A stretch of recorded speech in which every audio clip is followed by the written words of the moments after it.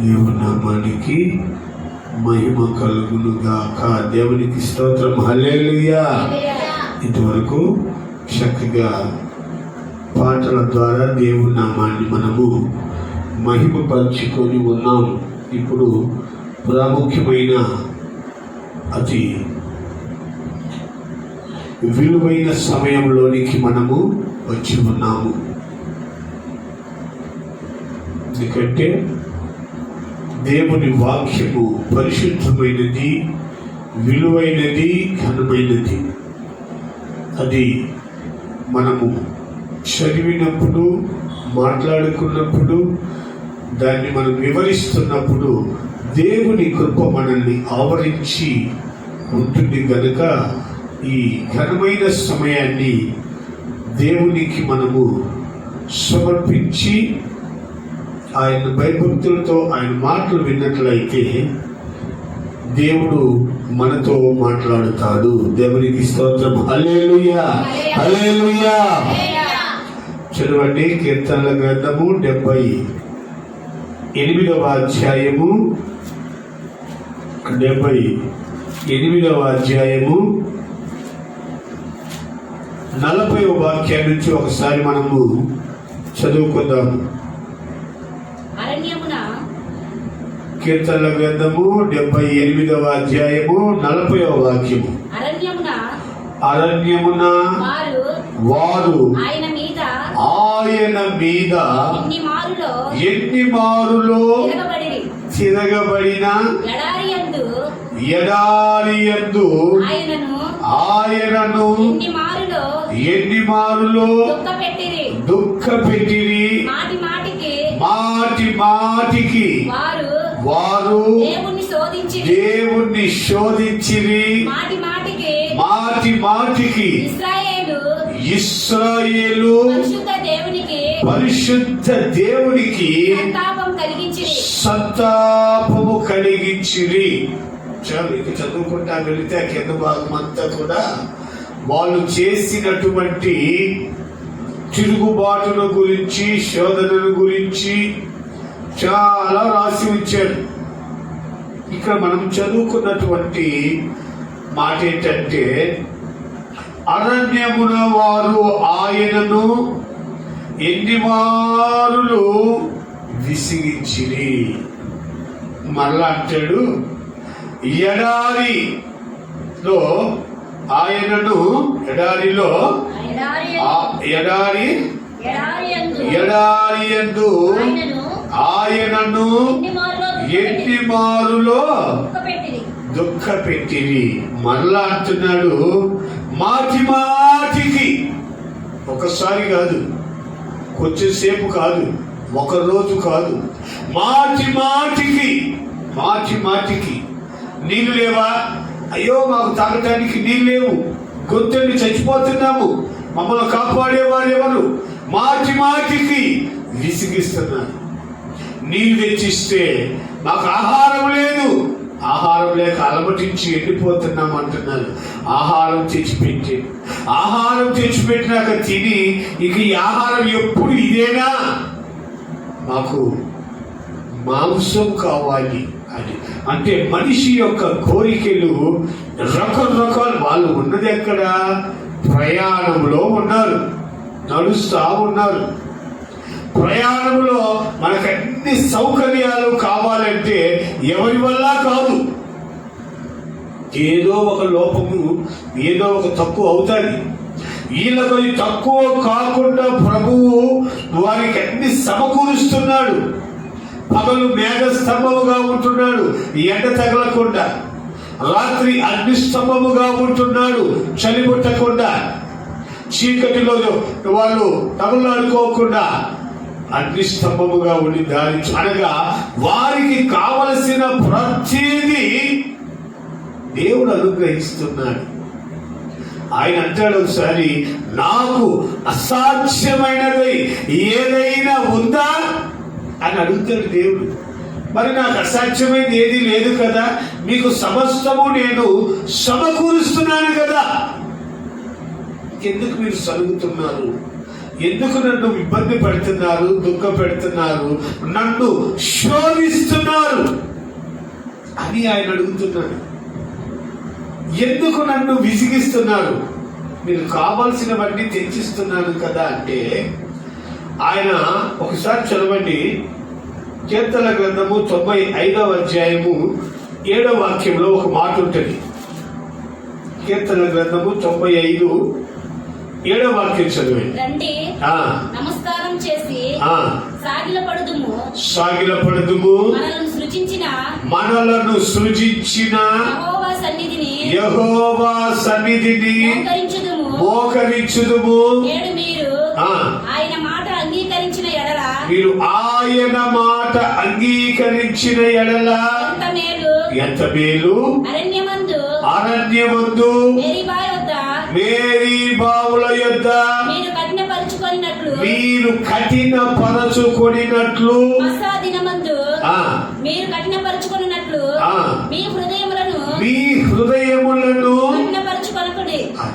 మీ హృదయాలను కఠినపరుచుకోవద్దు. నన్ను దుఃఖ పెట్టద్దు, నన్ను విసిగించవద్దు. మేరీ బావుల వద్ద మీకు కావలసినవన్నీ సమకూరుస్తున్నాను. ఇది అరణ్యమైనా సరే మీకు సమస్తము సమకూర్చుతున్నా కూడా మీ హృదయాన్ని మీరు కఠినపరుచుకొని నన్ను శోధిస్తున్నారు. కారణం ఏంటయ్యా అంటే ఈ శోధకుడు చేసేటువంటి పని అది వారి తప్పు కాదు. వారిని ప్రేరేపిస్తూ ఉంటాడే ఆవిడ శోధకుడు. ఈ శోధకుడు ఎప్పుడు ఆయనకు వ్యతిరేకంగా, దేవునికి వ్యతిరేకంగా ఏదో ఒక క్రియ చేస్తూ ఉంటాడు మనుషులలో. వారికి తెలియదు, గుర్తుపట్టలేదు. దేవుడు చెప్తాడు ఒకసారి, పేతురు వాళ్ళకు గెస్తెమని తోటలో ప్రార్థన చేసుకునే దగ్గరికి వెళితే వీళ్ళు ప్రార్థన చేయకుండా నిద్రపోతా ఉంటారు. ఆయనేమో ప్రార్థన చేసుకుంటుంటాడు, వీళ్ళేమో నిద్రపోతా ఉంటారు. చదువుతారన్నమాట. మత్తయి సువార్త 26వ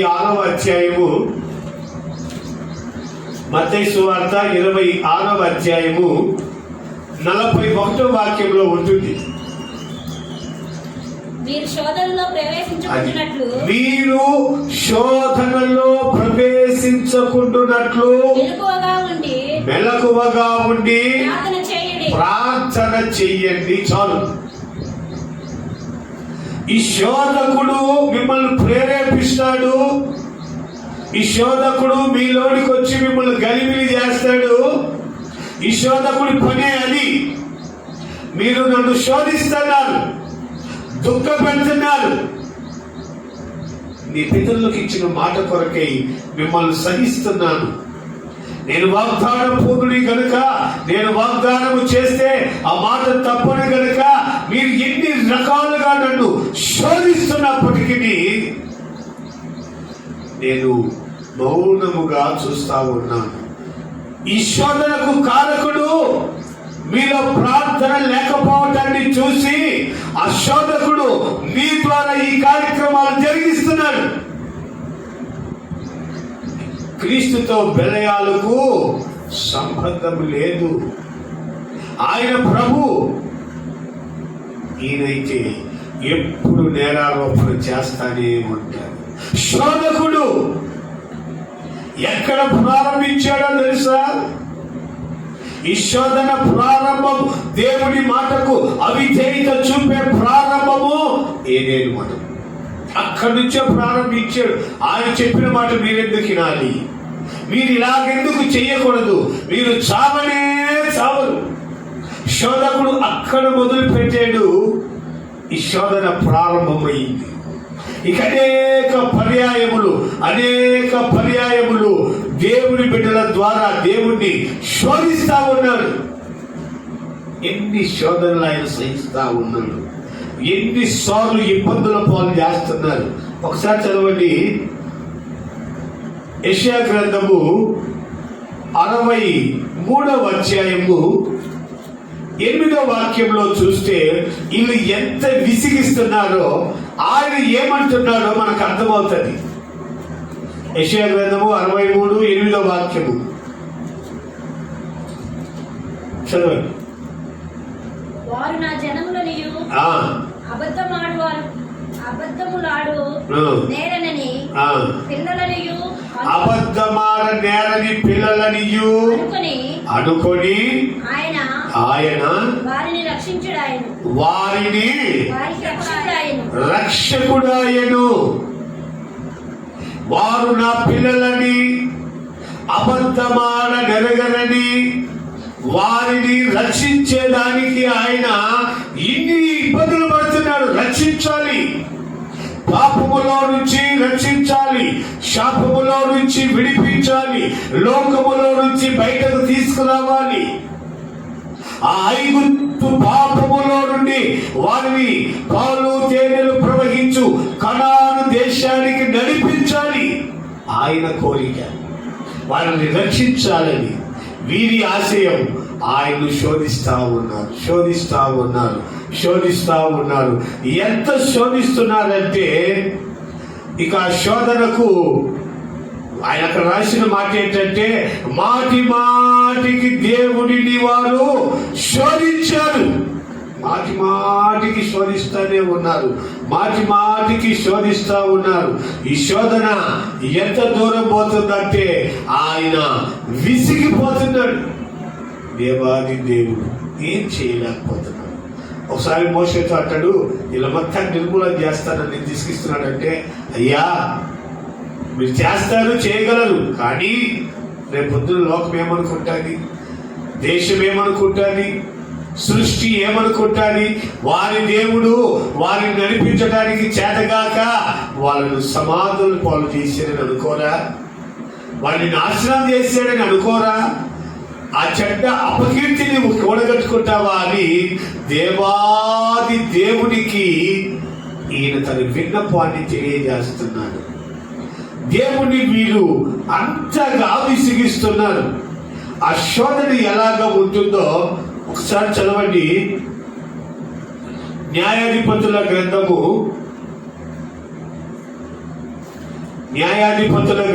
2వ అధ్యాయము 22వ వాక్యాన్ని ఒకసారి చదవండి.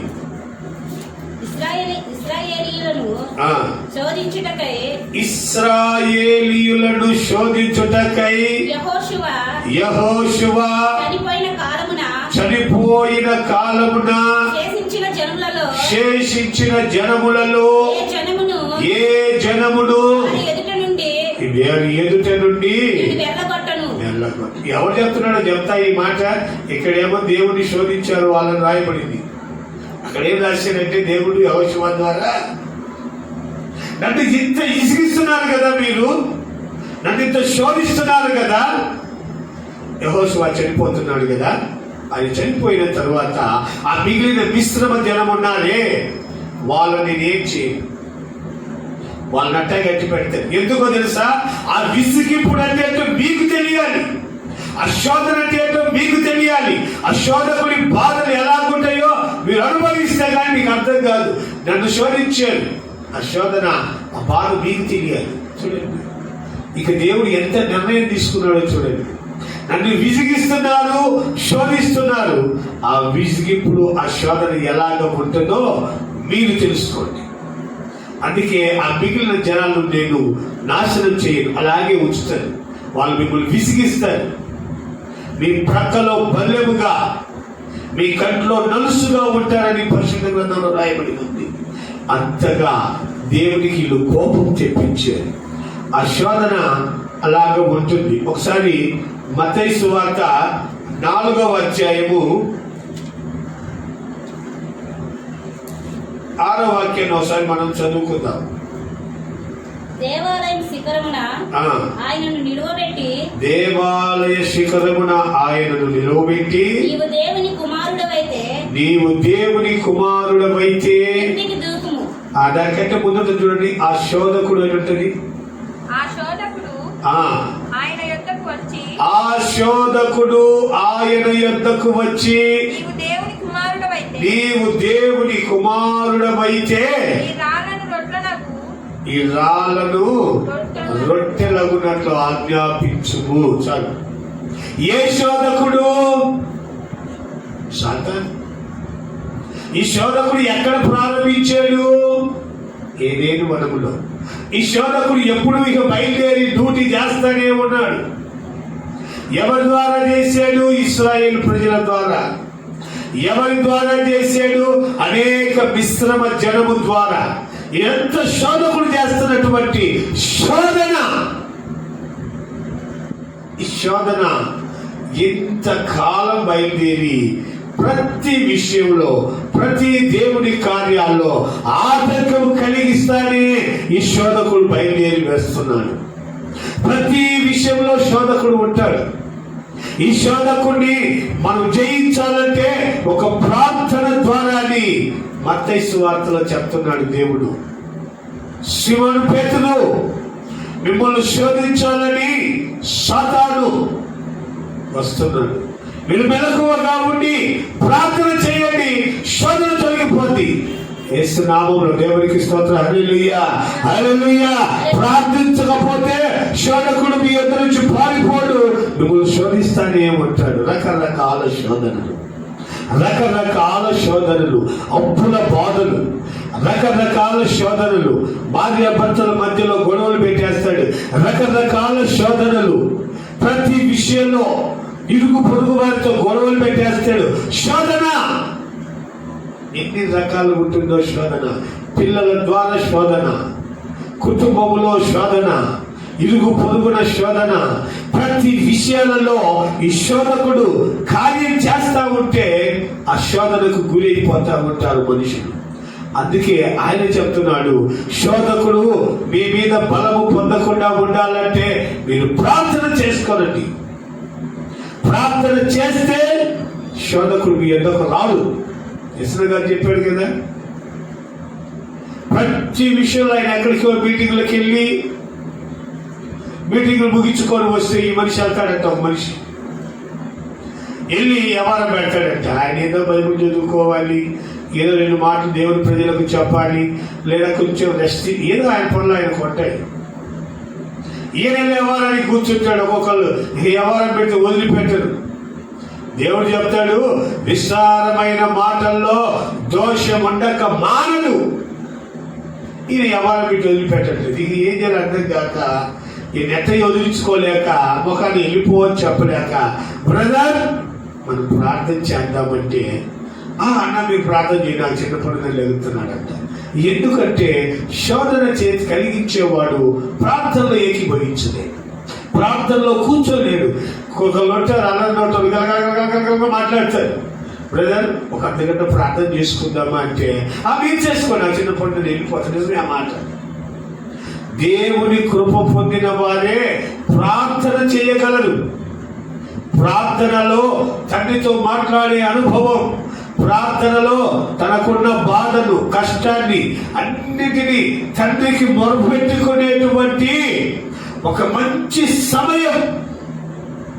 తల్లి మరచిన, తండ్రి విడిచిన, విడువని ఎడబాయని దేవాని దేవుడు ఆయన. తల్లిదండ్రుల ప్రేమ కొంతకాలమే, భార్య భర్తల ప్రేమ కొంతకాలమే, కుమారుల ప్రేమ కొంతకాలమే. కానీ ఎన్నడూ ఎడబాయని ప్రేమ, నీవు పుట్టినది మొదలుకొని, జ్ఞానం వచ్చింది మొదలుకొని, నీవు జీవించిన దినములన్నింట చివరకు, నీవు తండ్రి సన్నిధానము చేరు వరకు, చనిపోయిన తరువాత కూడా ఆయన ప్రేమ మనల్ని వెంటాడుతానే ఉంటాడు. చనిపోయిన తరువాత కూడా చాలా మంది అనుకుంటారు, చనిపోయినాక ఇంకేముందండి, అయిపోయింది కదా, తీసుకెళ్ళి అక్కడ పడేసేస్తాం, ఇంకేముంది, చనిపోయి అక్కడ పడేసేస్తాం మీరు అనుకుంటున్నారు. చనిపోవటం అనేది ఒక ఘట్టం అంతే. 70-80 సంవత్సరాలు, 100 సంవత్సరాలు ఇప్పుడు ఎవరిలో లేదు. కానీ యుగ యుగములు ఉన్న రాజ్యం ఒకటి ఉంది. ఈ జీవితాన్ని దేవుడు 100 సంవత్సరాలు కుదించాడు, 80 సంవత్సరాలు కుదించాడు. ఆ రాజ్యాన్ని యుగ యుగములు 100 ఏళ్ళని, 50 ఏళ్ళని, 70 ఏళ్ళని బైబుల్ ఎక్కడ రాసి పెట్టి చూడమనండి. యుగ యుగములు, ఆది అంతము లేని జీవితం అది. ఎందుకో తెలుసా? ఈ పాప సంబంధమైన శోధన బ్రతుకు, ఈ పాప సంబంధమైన దుఃఖము కలిగిన బ్రతుకు, ఈ పాప సంబంధమైన శోధకుడు శోధించే జీవితం తగ్గించి పడేశాడు దేవుడు. అంతకుముందు 900 సంవత్సరాలు, 800 సంవత్సరాలు, 700 సంవత్సరాలు బ్రతికిన వాళ్ళు ఉన్నారు. మీరు ఇప్పుడు 70-80, ఎందుకంటే ఆ దినాలు సంపూర్ణ పరిపూర్ణ దినాలు. ఈ దినాల్లోకి వచ్చేటప్పటికి ఈ 70-80 సంవత్సరాలకే పట్టజాలనంత పాపంలో మునిగిపోతున్నాడు మనిషి. ఎదుటి వాడిని మోసం చేస్తున్నాడు, ఎదుటి వాడి మీద నిందలేస్తున్నాడు, వాడి తప్పుడు వీడు ఎత్తి చూపిస్తున్నాడు. వాడు ఈ నేరం చేశాడు, వీడు ఆ పాపం చేశాడు, వీడు ఇది చేశాడు, వాడు అది చేశాడు. ఒకరికొకరు వీళ్ళు ఒకరి మీద ఒకరు చెప్పుకోవడం ఎక్కువైపోయింది.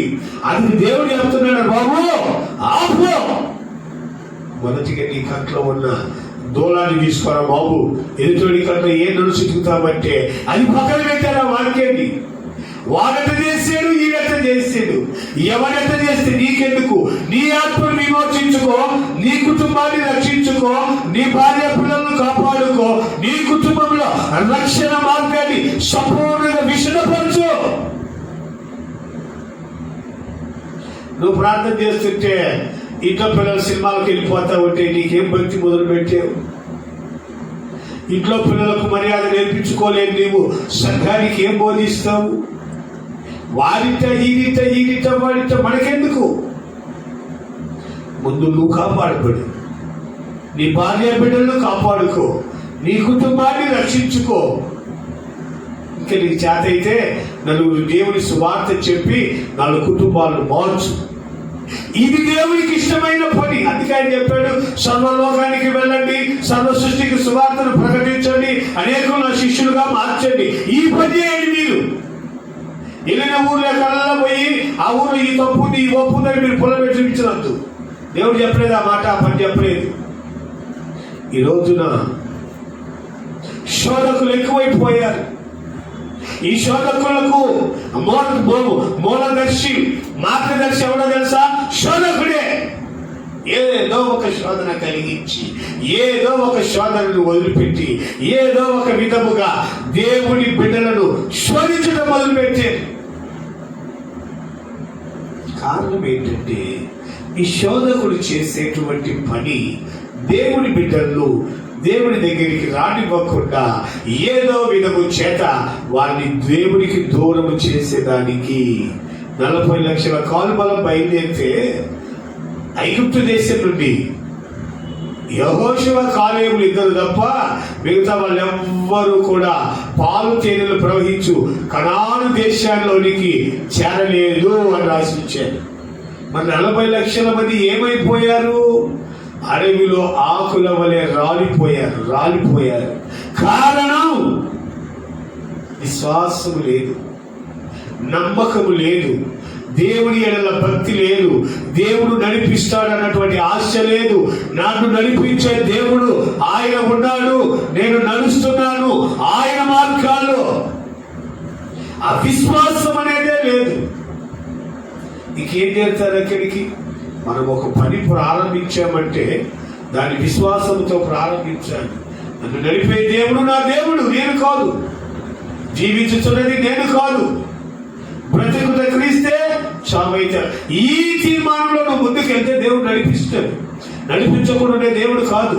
ఏదో కొన్ని పరీక్షలు వస్తాయి, కొన్ని ఇబ్బందులు వస్తాయి, ఇరుకులు వస్తాయి, అయినా సరే మనం సహించుకొని ఉంటే దేవుడు నడిపిస్తాడు. ఎవరు వదిలిపెట్టాడు ఆయన? దేవుని నమ్మి నష్టపోయిన వాళ్ళు ఎవరు నాకు తెలిసిలేరు. కాబట్టి ప్రియమైన దేవుని బిడ్డలారా, ఆయన మనతో చెబుతున్నటువంటి మాట ఏంటంటే, ఆయన ఎన్నిసార్లు ఈ శోధకుడు వాళ్ళ ద్వారా శోధించిన, ఒకసారి మోషే ఈ ఇజ్రాయెల్ ప్రజలను ద్రోహులారా అని తిట్టినందుకు దేవుడు సంతాపడ్డాడంట. నా బిడ్డలు, నా ఆజ్ఞలు నెరవేర్చే బిడ్డలు, నా సంతానము, నా స్నేహితుడికి నేను ఇచ్చినటువంటి ఇసుక రేణువుల బట్టి ఈ విస్తారమైన సంతతిని ద్రోహులాలని తిడతావా నువ్వు?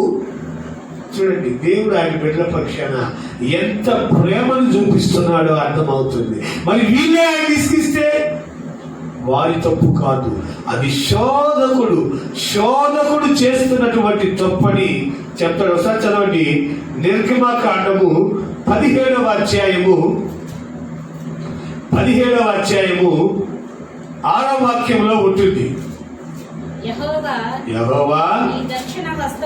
నీ దక్షిణ హస్తము బలముంది అతిశయించును. నిర్గమకాండము 17వ అధ్యాయము 6వ వాక్యము 17 చదువు. 17వ అధ్యాయము 6వ వాక్యము. ఇదిగో అక్కడ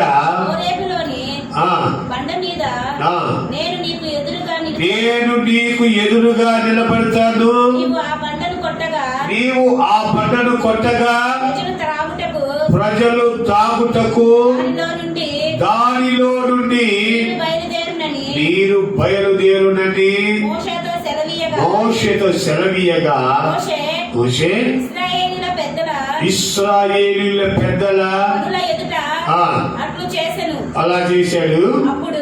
అప్పుడు ఇశ్రాయేలీయులు చేసిన వాదమును బట్టి యెహోవా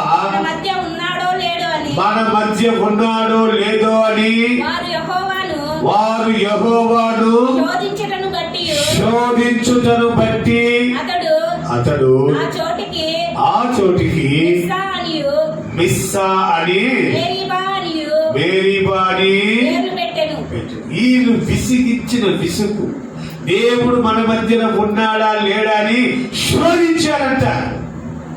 వాళ్ళకి ఎంత చేసినా నమ్మకం కలగట్లేదు. ఎర్ర సముద్రాన్ని చీల్చాడు, నమ్మట్లేదు. పూరేడు పిట్టలు తెప్పించాడు, నమ్మట్లేదు. మండా కురిపించాడు, నమ్మట్లేదు.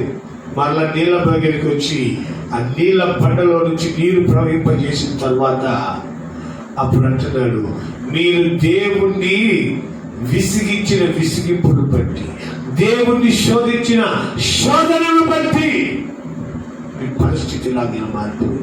అందుకే ఇక్కడ మేరీబాని మిస్వాని పేరు పెట్టేశాడు. ఇది శోధన. మేరీబావుల వద్ద మీరు చేసిన పనులు జ్ఞాపకం చేసుకోండి. శోధించారు, దేవుణ్ణి శోధించారు. ఆ కారణం ఏంటి అంటే అది మీ తప్పు కాదు, మీలో ఉన్న శోధకుడు చేసేటువంటి తప్పది.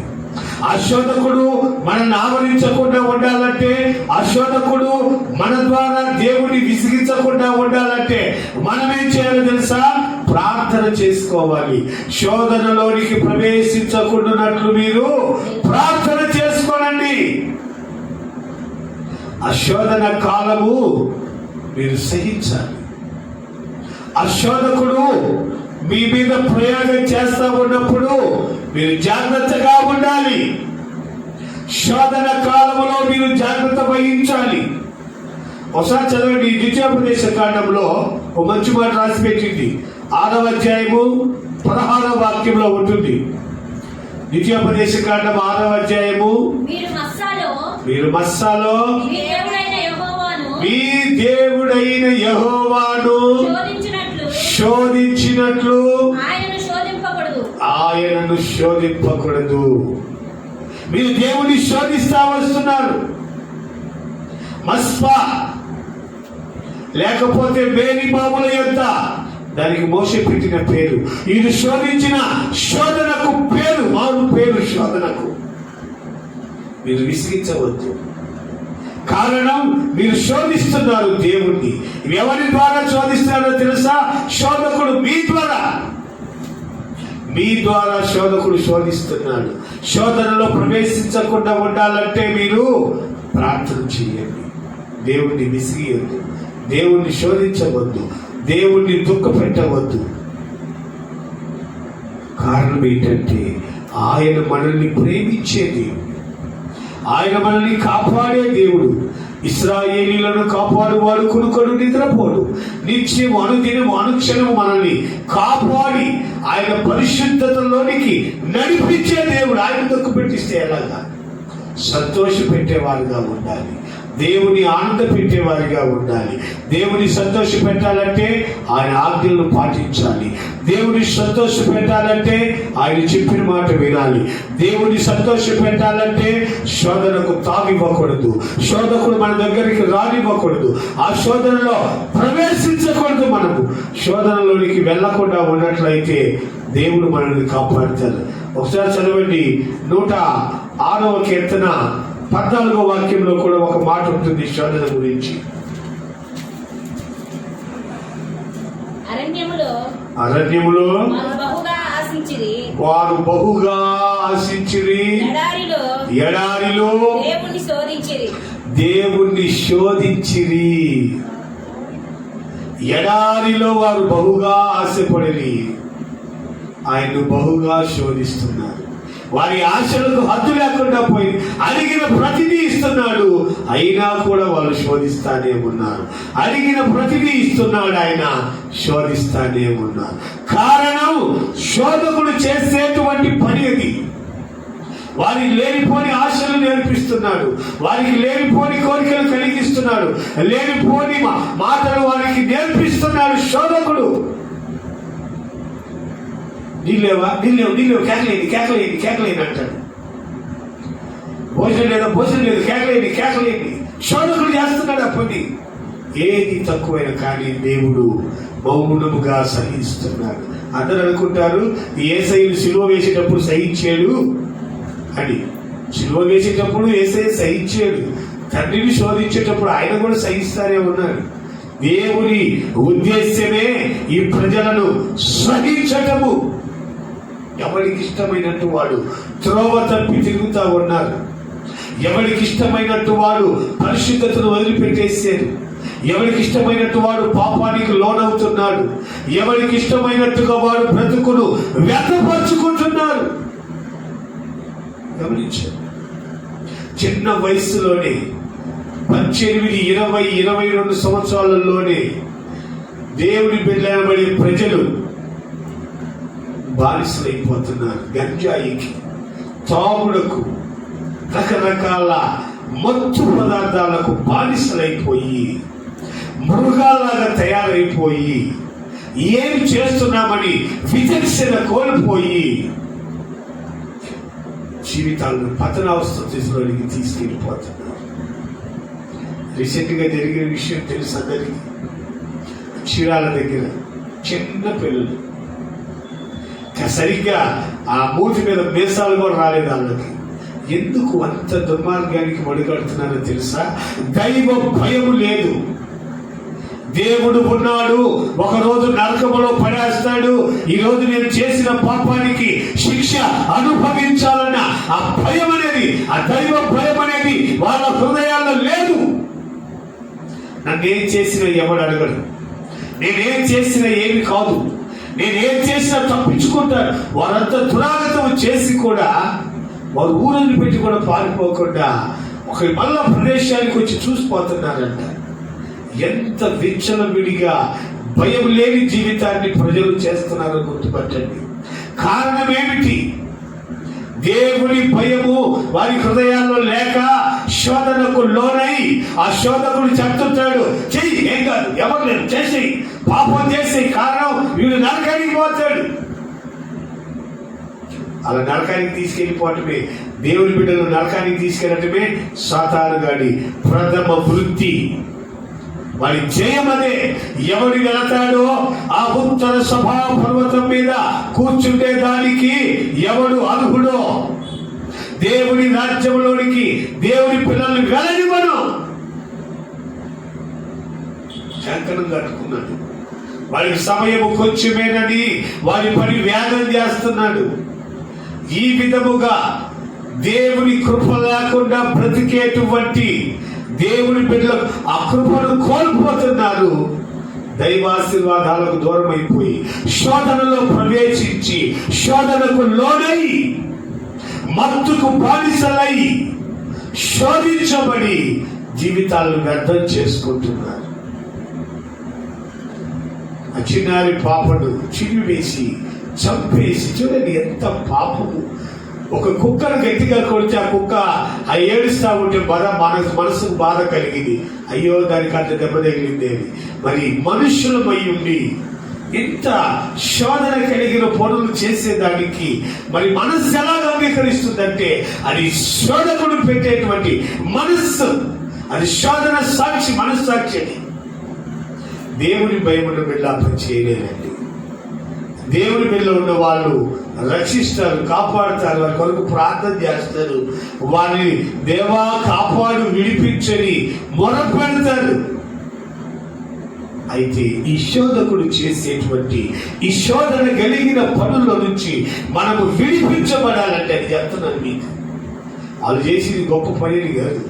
ఆ శోధనలోనికి మనము ప్రవేశించకుండా, ఆ శోధకుడు మనకు మార్గదర్శిగా ఉండకుండా, ఆ శోధనకు మనము లోను కాకుండా ఉండాలంటే యేసయ్య చెప్పిన మాట, శోధనలోనికి ప్రవేశించకుండా ప్రార్థన చేసుకోనండి. శోధనలోనికి ప్రవేశిస్తే శోధకుడు వచ్చేస్తాడు. వాళ్ళు నిద్రపోతా ఉంటే శోధకుడు వచ్చాడు అక్కడికి. యేసయ్యను పట్టుకోగానే కత్తి తీసి నరికేస్తాడు, చెవు నరికి పడేస్తాడు మలుకుకు. శోధకుడు ఉన్నాడు అక్కడ. మా బోధకుని పట్టుకుంటావా? నరికి పడేశాడు చెవు. యేసయ్య అంటాడు, నాయనా నువ్వు దుడుకు పడబాకయ్యా, కత్తి పట్టిన వాడు కత్తితోనే మరణిస్తాడు నాయనా. వాళ్ళేంటో వాళ్ళ ఉద్యోగం వాళ్ళు చేస్తున్నారు, వాళ్ళకు మనకు శత్రుత్వం ఏమి లేదయ్యా. వాళ్ళు చేసే పని అది. ఆ పని ద్వారా నన్ను పట్టుకోవడానికి వచ్చేది. నువ్వు వాడి చెవు నరికేస్తే వారికి బాధ. అసలు వాడికి ఏముంది? శోధకుడు అక్కడ ఉన్నాడు, నరికేపించాడు చెవు. యేసయ్య ప్రేమ కలిగిన దేవుడు ఆ చెవును తీసుకొని ఆయన కతికించి స్వస్థతనిచ్చి తీసుకెళ్ళండి, నేను వస్తాను. ఎందుకంటే నా తండ్రి చిత్తాన్ని నేను నెరవేర్చాలంటే నేను మౌనముగా గొర్రె పిల్ల వలె సహించాలి. అందుకే అక్కడ ఒక మాట వాడతాడు యేసు ప్రభు, నేను కోరుకుంటే నా తండ్రి నువ్వు సైన్యాన్ని పంపించలేడు అనుకున్నావా, కాపాడలేడు అనుకున్నావా? ఒక్కరి దేవదూతే 1,60,000 మందిని చంపింది. ఒక్క దేవదూత. నాకాడ మా తండ్రి దగ్గర శాన లేక కాదు, లేకపోతే వీళ్ళను ఒక్క ఊదుతున్నా విసిరేలేక కాదు, చెవు తెగిపోతే అందిస్తేనే వారికి జాలి కలగదా? వాళ్ళు ఎంత గొప్ప శక్తి లేకపోతే, ఆయనలో ఎంత దైవత్వం లేకపోతే తెగిపడిన చెవును అతికిస్తాడు. ఆయన కోరుకుంటే ఏమైనా చేయగలడు. ఒకసారి గేహజీ ఎలిషాతో అంటాడు, అయ్యా చుట్టూ రథములు సేవకులు ఉన్నారు, మనం తప్పించుకునేదానికి ఇంకేం లేదు అంటే, యెహోవా వీరి కన్నులు తెరువు అంటే తెరిచి చూస్తే ఒక్కొక్క రథం దగ్గర దేవదూతలు ఇల్లెక్కి పెట్టి ఉన్నారంట. ఒక్కొక్క అడ్డి రథాలు ఉన్నాయంట. వాళ్ళందరూ చూసిన పెద్దలు, ఓమో మన దేవుడు మామూలు దేవుడు. మన మీదికి ఒక శ్రమ వస్తే, మన మీదికి ఒక నింద వస్తే, దేవుని నమ్ముకొని ప్రార్థించుకునే బిడ్డ మీదికి శ్రమ వస్తే ఆయన ఊరుకునే దేవుడు కాదు. నిన్ను ముట్టిన వాడు నా కనుగుడ్డును ముట్టానని దేవుని వాక్యం సెలవిస్తుంది. దేవుని బిడ్డలకు ఏ విధమైన అపాయము కలిగినా దేవుడు చూస్తూ ఊరుకోడు. ఆయన శక్తి కలిగిన దేవుడు, మహిమ కలిగిన దేవుడు, ఆకాశము నుండి అన్ని విషయాలు చూచుచున్న దేవుడు. ఆయనకు అసాధ్యమైనది, ఆయనకు మరుగు చేయబడినది ఏది లేదు. స్పష్టంగా చూస్తున్నాడు. ఈరోజు దేవుని బిడ్డలు అనేక రకాలుగా అల్లకొల్లలుగా శోధనల పాలు చేయాలని, శోధించాలని, శోధనకు గురి చేయాలని అనుకుంటున్నారేమో. ఈ ఆశ్చర్యం నెరవేరు. ఎందుకంటే ఆయన సజీవుడైన దేవుడు, ఆయన పరిశుద్ధుడైన దేవుడు, ఆయన చూచుచున్న దేవుడు, తన ప్రజల పక్షముల వాక్యమాడగలిగిన దేవుడు, మాట్లాడే దేవుడు. ఆయనకు అసాధ్యమైంది ఏది లేదు. ఆయనకు సమస్తము సాధ్యం. ఉందా మాట? చదువు ఒకసారి. 178వ అధ్యాయంలో 15 వాక్యం ఒకసారి చదవండి. కీర్తనలు 78వ అధ్యాయము 15 వాక్యం ఒకసారి చదవండి. అరణ్యములో ఆయన బండను చీల్చి సముద్రమంతా సమృద్ధిగా వారికి నీరు త్రాగనిచ్చెను. 58 వాక్యం ఒకసారి చదవండి. 58:6.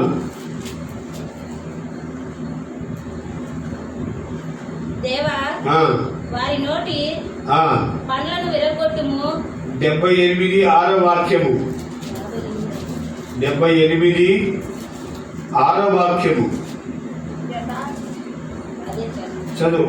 6. యథార్థ హృదయులు కాక దేవుని విషయమై స్థిర మనస్సు లేని వారై తమ పితరుల వలె తిరగబడకయు మూర్ఖతయు తిరుగుబాటుయు ఆ తరమును పోలియుండకయు వారు ఆయన ఆజ్ఞలు గైకొనున్నట్లు ఆయన యాకోబు సంతతికి శాసనములను నియమించెను. దేవునికి స్తోత్రం. హల్లెలూయా, హల్లెలూయా.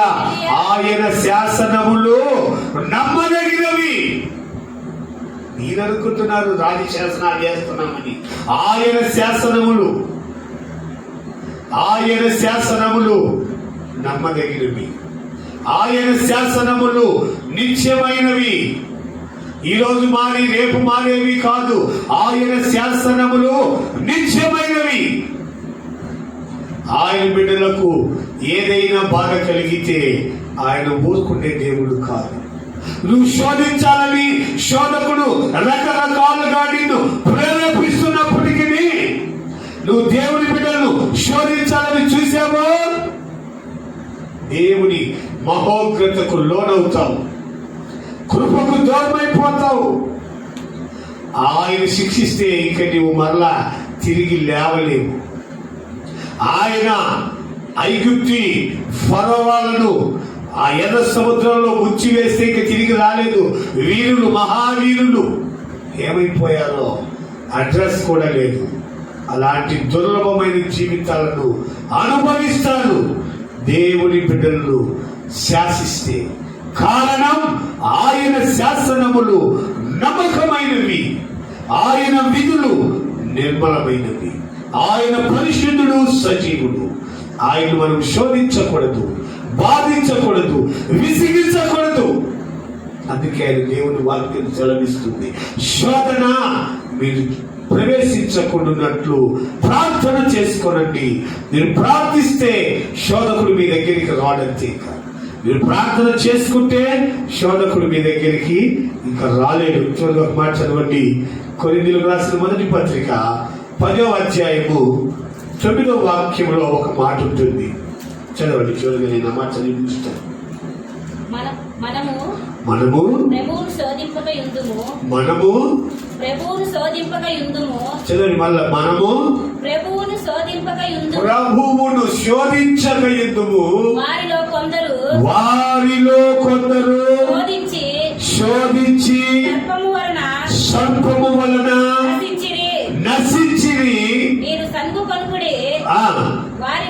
వారిలో కొందరు సనుగుకొని సంహారకుడి చేత నశించిరి. ఈ సంగతులు దృష్టాంతములుగా వారికి సంభవించి యుగాంతమందున మనకు బుద్ధి కలుగుటకై రాయబడెను. యుగాంతమందున మనకు బుద్ధి కలుగుటకై రాయబడెను. ఆ రోజు జరిగిపోయి మీరు అనుకుంటున్నారు. యుగాంతమందు బుద్ధి కలుగుటకై మనకు రాయబడుతున్న మీ వాక్యాలు. శోధించకుడి మీరు ఆయనను శోధించకుడి. మనం ఆయనను శోధించవద్దు. శోధకుడా జాగ్రత్త. శోధనలో ప్రవేశించకుండా ప్రార్థన చేసుకోమంటున్నాడు. నువ్వు శోధనలో ప్రవేశించకుండా, లేకపోతే శోధకుడికి నీలో తావివ్వకుండా, శోధకుడు నీ ద్వారా శోధన మొదలు పెట్టకుండా నువ్వు ప్రార్థన చేసుకో. యుగాంతములో ఇవి మీకు కళ్ళగట్ట దృష్టాంతము కలిగేదానికి రాసి ఉంచాడట. ఇదే యుగాంతము. చివరి దినాల్లోకి వచ్చేసాము. ఇవి రోజు రేపో ప్రభు రాకడన్నట్టుగా ఉంది. భయంకరమైన యుద్ధాలు, భయంకరమైన పరిస్థితులు. బయటికి వెళ్ళిన మనిషి ఇంట్లోకి వస్తాడన్న గ్యారెంటీ లేదు. ఇలాంటి భయంకరమైన పరిస్థితుల్లోనికి, యుగాంతంలోనికి మనము వచ్చి ఉన్నామని గుర్తుపట్టాలి. శోధకుడు తాను చేయాల్సిన పని మొదలు పెడుతున్నాడు. శోధన కాలం ప్రారంభమవుతుంది. శోధన కాలపు ప్రారంభ దినాల్లో ఇక మనం ఉన్నాం. యుగాంతం వచ్చేసింది. మీరు జాగ్రత్త పడండి. ఆయన నోటి గుండా ఆయన చెప్తున్నాడు, మీరు శోధనలోనికి ప్రవేశించకుండానట్లు ప్రార్థన చేసుకోనండి. ప్రార్థన చేసుకోనండి. ప్రార్థన చేసుకోలేకపోతే శోధకుడు నీ ద్వారా క్రియ జరిగిస్తాడేమో. ఎవరి ద్వారా క్రియ జరిగిస్తాడో వానికి శ్రమ అనేది బైబుల్లో. వాడు పుట్టకుండా వాడికి మేలని చెప్తుంది. ఆ శోధకుడు ఎవరి ద్వారా ప్రయోగం చేస్తాడో, ఆ శోధకుడు ఎవరిని వాడుకుంటాడో, ఆ శోధకుడు ఎవరి ద్వారా దేవుని ప్రజలకు నష్టం వాటిలా చేస్తాడో. ప్రియమైన దేవుని బిడ్డ, దేవుని ఉగ్రతకు తావిపోద్దు. దేవుని యొక్క మహోగ్రతను తట్టుకోలేవు. దేవుడు మహాకాశములు పట్టజాలని సర్వోన్నతుడైన తండ్రి. ఆయన మాట అగ్ని పట్టింది. ఆయన పరిశుద్ధుడు, పరిశుద్ధుడు, పరిశుద్ధుడు. ఆయన నిష్కలంకుడు. ఆయనలో పాపం అనేది లేదు. ఆయన నిలువెల్ల పరిశుద్ధత కలిగిన వాడు. ఒకరోజు ఆయన, నాలో పాపముందని మీలో ఎవడు స్థాపించగలడని లోకాన్ని ప్రశ్నించిన మహోన్నతుడైన తండ్రి ఆయన. ఈరోజు రకరకాల పరిస్థితులు ప్రారంభించినప్పటికీ దేవుడు ధైర్యపరుస్తున్నాడు.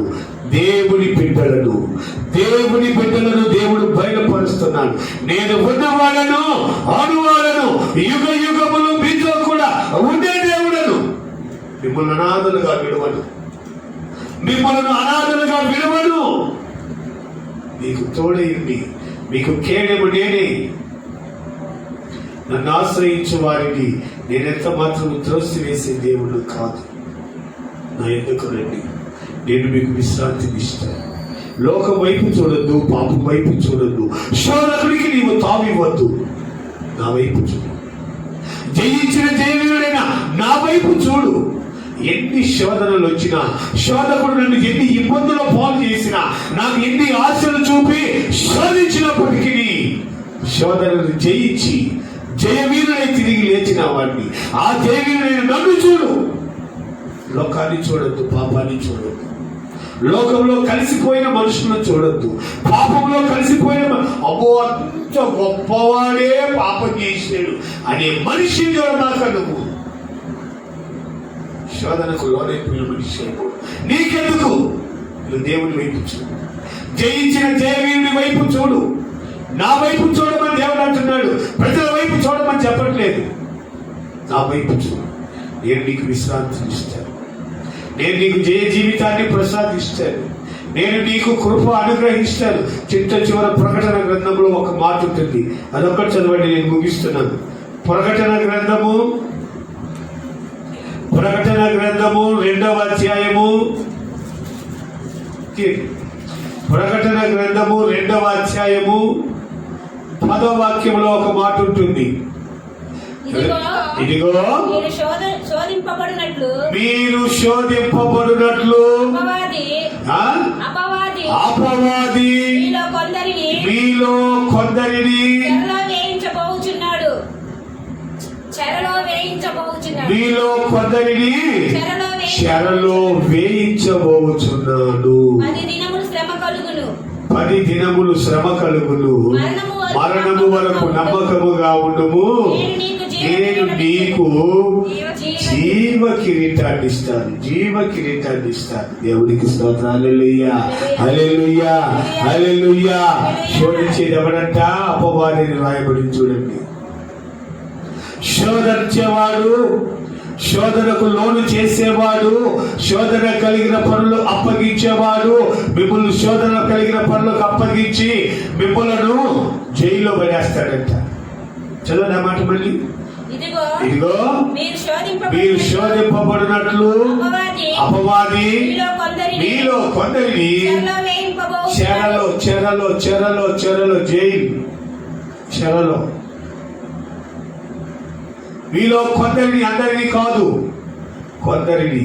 జాగ్రత్తగా ఉండండి. మీరు ఆ యొక్క శోధనలోనికి ప్రవేశించకుండా ఉండాలంటే ప్రార్థన చేసుకోండి. ప్రార్థన లేని జీవితాలు అల్లకొల్లోలమైపోతున్నాయి. నామకార్థ భక్తి చేసే వాళ్ళ బ్రతుకులు ఏ విధమైనటువంటి ఒక ఆధారం లేని బ్రతుకులకు అయిపోతుంది. ఇప్పుడు ప్రార్థన చేస్తారు, ప్రార్థన అయిపోతానే సీరియల్ చూస్తారు. మీకే చెప్తున్నాడు దేవుడి వాక్యం. ఇప్పుడు ప్రార్థన చేస్తారు, ప్రార్థన అయిపోయి బయటికి పోతారు, నోటు సిగరెట్ పెడతారు. ఇక్కడ ప్రార్థన చేస్తారు, ప్రార్థన అయిపోయి పక్కకి వెళ్ళిపోతానే షరా మామూలే ప్రారంభం. నామకార్థ స్థితిలో ఉన్న వాళ్ళకు దేవుడి వాక్యం తెలుస్తుంది. నీవు శోధనకు లోనవుతావు. శోధకుడు చెల్లిస్తున్నాడు. మీలో కొందరిని, అందరినీ కాదు, కొందరిని. ఆ కొందరిలో నువ్వున్నవేమో చూసుకో. మనము శోధన జయించాలంటే ప్రార్థన చేయాలి. శోధన మనం జయించాలంటే పాప సంబంధమైన విషయాల్లోనికి వెళ్ళకూడదు. శోధన సహించాలంటే, లేకపోతే శోధనని జయించాలంటే మనము నిశ్చయముగా ప్రార్థనలో నిలకడగా ఉండాలి. అటు ఇటు కదిలాడే రెమ్మల వలె ఉండకూడదు. అటు ఇటు కదిలాడే చెట్ల వలె ఉండకూడదు. అటు ఇటు కదలాడేటువంటి పరిస్థితుల్లో ఉండకూడదు. Straight forward. నువ్వు దేవుని వైపు ఉన్నావా, నిలబడు. దేవుడిని ఆశ్రయిస్తాడు, తోడుగా ఉంటాడు, శోధనలోకి ప్రవేశించకుండా కాపాడుతాడు. నీవు చేయడంతా సఫలం చేస్తాడు, నిన్ను ఆశీర్వదిస్తాడు, నిత్య నివాసానికి తీసుకెళ్లి వెళతాడు. దాని కొరకు పోరాటపడు, ఆరాటపడు. ఈ లోకం ఏముంది, ఈ లోక పరిస్థితులు ఏముంది? తెచ్చిపెడితే తింటారు, నువ్వైనా నీ బంధువులైనా ఎవరైనా. తెచ్చిపెట్టకపోతే ఇలాంటి వాడిని నిన్నే తీసేస్తారు. ఇదే ఈ లోకం బ్రతుకు. నువ్వు ఎంత సంపాదిస్తే అబ్బా అంటారు, నీకు 4 రోజులు ఆరోగ్యం బాగాలేక మంచాన్ని బట్టే కర్మ అంటారు. ఇదే లోకం బ్రతుకు. ఈ అశాశ్వతమైన బ్రతుకు కొరకు ఆ ఉన్నతమైన పరలోకపు అత్యున్నత జీవితాన్ని ఎందుకు జారవిడుచుకుంటున్నాం? ఆలోచన చేసుకోవాలి, ఆలోచన చేసుకోవాలి. ఒక దొంగ ఉన్నాడంట. ఆ దొంగతనం చేసి డబ్బులు తెచ్చి పెడుతుంటే కమ్మగా తింటున్నారు ఇంట్లో వాళ్ళు, భార్య, పిల్లలు మరియు అందరూ. చుట్టుపక్కల కూడా బాగానే వస్తున్నారు. ఎందుకంటే ఎప్పుడు సంపద కలిగినా అప్పుడు బంధువులు వస్తున్నారు, శుభ్రంగా తింటున్నారు. నేను ఒక ఆయన తగిలాడంట, యోగి. అయ్యా, నువ్వు దొంగతనాలు చేస్తున్నావు, బాగా సంపాదిస్తున్నావు, తీసుకెళ్లి పెడుతున్నావు, కమ్మగా తింటున్నారు. దీనివల్ల నీకు కొంత పాపం వస్తుంది. మరి ఈ పాపాన్ని నువ్వు ఎవరైనా నీ పాపాన్ని భరిస్తారా? ఒకసారి అడుగు. వాళ్ళ దగ్గరికి వెళ్ళాలన్నారంట. నీ కష్టాన్ని నువ్వు చేసి పెడితే మేము తింటాం. నీ దొంగతనం ఎవరు చేయమన్నాడు? కష్టపడి తెచ్చిపెట్టి అదే తిని వండి పెడతాకు. నువ్వు పాపం ఎవరు చేయమన్నాడు? నిన్నెవరు దోచుకొచ్చి పెట్టమన్నాడు? నిన్నెవరు దొంగలించి పెట్టి పెట్టమన్నాడు? కష్టపడి రూపాయలు తెచ్చిపెట్టు, పచ్చడి పెట్టుకుంటావు. అంతేగాని నీ పాపం మాకెందుకు? నువ్వు పాపం చేస్తున్నావు, పుణ్యం చేస్తున్నావు, తెచ్చిపెడుతున్నావు, తింటున్నావు. మాకు ఆ పాపంతో ఎలాంటి సంబంధం లేదన్నారంట. ఈ మనిషి కళ్ళు జరగబడి, నిజమే కదా, ఈ పాపాన్ని ఎవడు పోయాడు, ఈ పాపాన్ని నువ్వే అనుభవించాలి. గుర్తుపెట్టుకో, ప్రతి మనిషికి ఇదే ఆలోచన. నీ పాపాన్ని నువ్వు అనుభవించాలి, కానీ ఎవడు అనుభవించడు. కష్టపడి రూపాయి తీసుకొచ్చి ఇబ్బంది లేదు, కానీ పాపం చేసి, దుర్మార్గం చేసి, దొంగతనం చేసి, నీ పొరుగు వాడిని దోచుకొని శోధనలో ప్రవేశించి, శోధకుడు చెప్పినట్టుగా విని అనేకమైనటువంటి కార్యక్రమాలలో, వ్యర్థమైన కార్యక్రమాల్లో ఏం పెట్టి నువ్వు తీసుకొచ్చి పరమాన్యాలు, పాశాలు, ఫలావులు పెట్టినా నీ పాపం ఎవడు సహించడు, ఎవడు పోయాడు. ఒకరోజు నువ్వు నరకంలో దాగుతావు.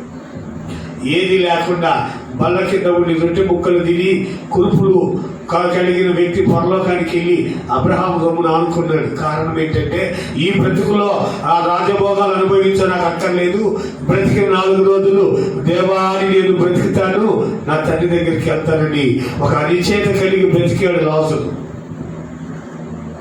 గమనించండి, రాజభోగాలు అనుభవించి ఆనందంగా తిన్నాయనేమో అగ్నిలో కాలిపోతున్నాడు.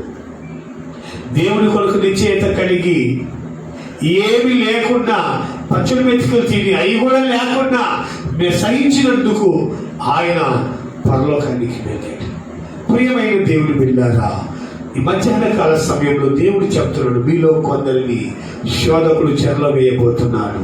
శోధన మీకు కలగకుండా ఉండాలంటే, శోధకుడు మీ యొద్దకు రాకుండా ఉండాలంటే, మీరు శోధనలో పడకుండా ఉండాలంటే మీరు ప్రార్థన చేసుకోనండి. ఆ శోధకుడు మీ యొద్దకు రాడు. మోకరించండి, ప్రార్థన చేసుకుందాం. మోకరించి కొన్ని క్షణాలు ప్రార్థన చేసుకుందాం. మంచి సమయంలోనికి వచ్చా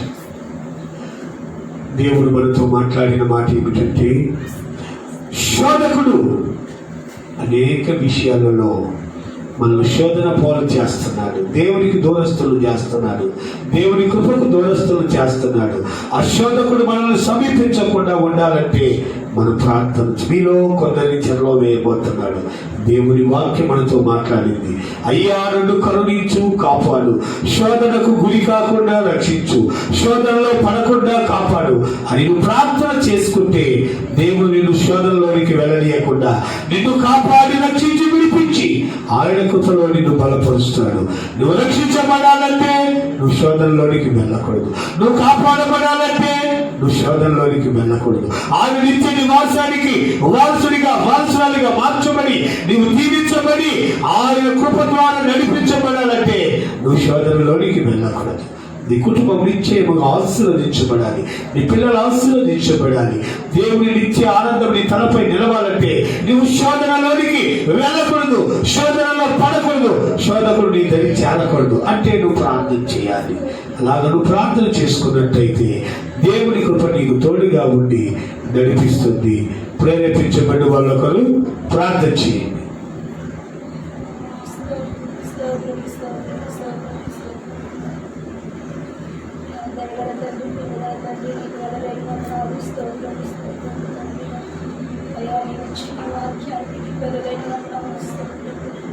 అయ్యా శోధనలో పడకుండా ఆయన వ్యక్తి పెరిగి అయ్యా నీ చిత్తం ఏంటో మేము తెలుసుకొని నెరవేర్చే బిడ్డలుగా మార్చు. అయ్యా నిన్ను సంతోషపెట్టే బిడ్డలుగా మమ్మల్ని ఆడుకోండి. అయ్యా నేను అనేక విషయాలు మాతో మాట్లాడిన విధానాన్ని బట్టి నీకు అయ్యా నాయన ఈ లోక సంబంధమైన ఆశలు మాలో ఏమైనా ఉంటే దయతో క్షమించండి. అయ్యా నాయన మీరు కట్టి ఫలింపచేయండి. మా జీవితాలు ఫలభరితమైన ఫలములు ఫలించిన అయ్యా నీలో ఫలింప జీవితాన్ని మాకు అనుగ్రహించండి.